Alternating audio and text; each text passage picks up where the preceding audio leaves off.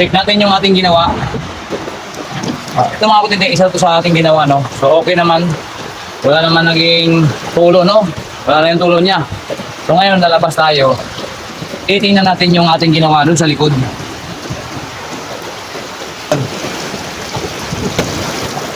Kung gaano ka-effective yung K10 Premium. Ito yun. So yun ang ating ginawa mga kapatingting. Nilagyan lang natin yung baba, yung gilid na yan. Nilagyan natin. Pero yung taas wala. Kaya ako doon nilagyan dito kasi sa likod nga nagkaroon ng leak. So nagkaroon ng tubig dun sa likod.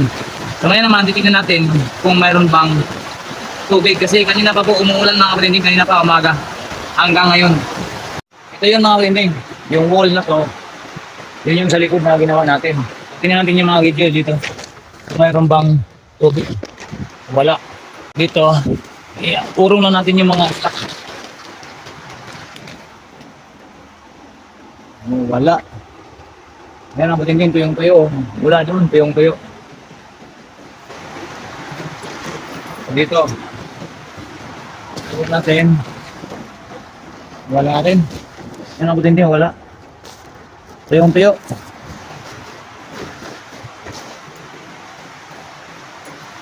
Dito.